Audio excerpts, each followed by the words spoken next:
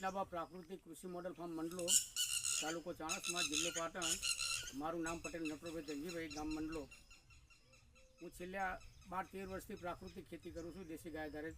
અને પ્રાકૃતિક ખેતીના બધા આયામોનો ઉપયોગ કરી અને પ્રાકૃતિક ખેતી કરું છું. હવે વર્ષો પહેલાં રાસાયણિક ખેતી કરતો હતો.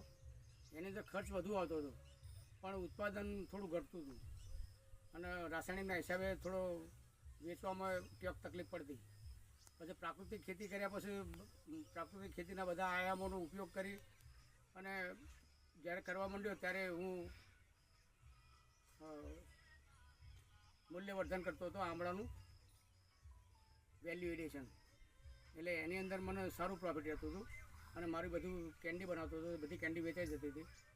અને પછી અત્યારે એવું એક માર્કેટ ઊભું કર્યું મેં આમળાનું.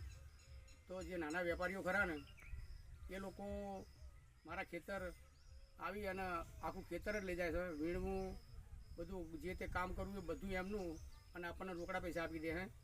અને હું મારે 110 ઝાડ છે આમળાના અને 1,10,000 આપું છું એ. અને પહેલાં પૈસા રોકડા આપી દે એ લોકો, એટલે બીજી કોઈ જફા રહેતી નહીં પાછળથી. અંદાજે 2 વીઘા જેવી જમીન છે. અને જે મૂલ્યવર્ધન કરતો હતો વેલ્યુ એડિશન, એટલો જે નફો મળતો હતો ને એટલો ડાયરેક્ટ આ નાના વેપારીઓ આખું ખેતર લઈ જાય છે અને એ લોકો રિટેલમાં વેચે છે. 80 રૂપિયા કિલો પણ વેચે છે તેઓ બજારમાં. એટલે એ જે વેલ્યુ એડિશનના પૈસા મળતા હતા એના કરતાં 5-10 હજાર રૂપિયા વધારે મળે છે. અને પેલામાં લેબરને એ બધી થોડી જફા થતી હતી. અને આ સીધું ડાયરેક્ટ જ આપી દઈએ છે. માર્કેટ મેં મારી રીતે એવી રીતે ઊભું કર્યું હોય. અને નાના વેપારીઓ ખરેખર વહેલો પહેલાંના ધોરણે હું વેચું છું, કારણ કે જે વહેલો આવે પહેલો અને પૈસા રોકડા. આ રીતે પ્રાકૃતિક ખેતીની અંદર મને વધુ નફો મળવા માંડ્યો અને મારું બધું તરત વેચાઈ જાય છે. જય સ્વામિનારાયણ. પ્રાકૃતિક ખેતીમાં મેં પંચસ્તરીય જંગલ મોડલ બનાવ્યું છે. એમાં 35 થી 36 પ્રકારના ફળ ઝાડો હું, શાકભાજી છે, વેલાવાળા શાકભાજી છે, મરચાં છે, રીંગણા છે, ટામેટાં છે, પછી વેલાવાળા શાકભાજી છે, પછી સરગવો છે, અને 35 થી 36 પ્રકારના જુદા જુદા ફળ ઝાડો હું. અને આ રીતે પંચસ્તરીય જંગલ મોડલ છે.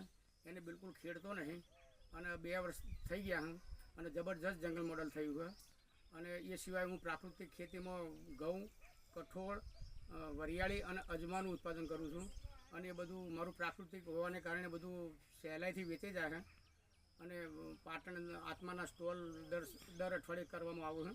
એની અંદર પણ હું બધું લઈ જાઉં છું અને તેવા પણ સરસ વેચાઈ જાય છે. એટલે આ રીતે પ્રાકૃતિક ખેતી કરવાથી કોઈ નુકસાન પડતું નહીં. આ ખેડૂતોનો એક ભ્રમ હ.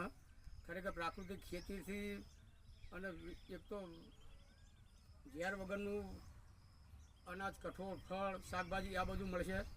અને જમીનની વેચ શક્તિ વધશે, પર્યાવરણ બચશે. આ રીતે પ્રાકૃતિક ખેતી કરવાથી ખેડૂતોને એક સંદેશ આપું હું કે કશું નુકસાન પડતું નહીં, પણ પ્રાકૃતિક ખેતી કરશો તો સારી આપણું સ્વાસ્થ્ય પણ સારું રહેશે, પર્યાવરણ પણ સચવાશે.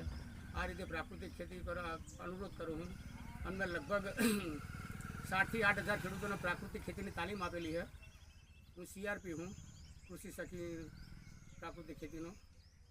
અને લગભગ 7 થી 8 હજાર ખેડૂતોનો એમાંથી ઘણા ખેડૂતો બધા તૈયાર થયા છે પ્રાકૃતિક ખેતી કરવા માટે અમારી પ્રેરણા લઈ.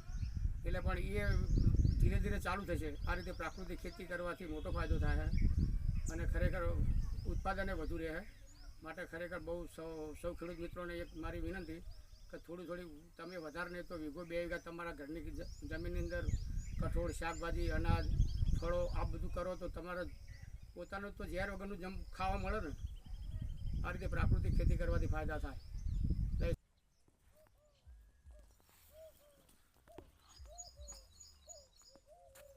આ આખું મોડલ બનાવ્યું એ પંચસ્તરીય જંગલ મોડલ બનાવ્યું છે.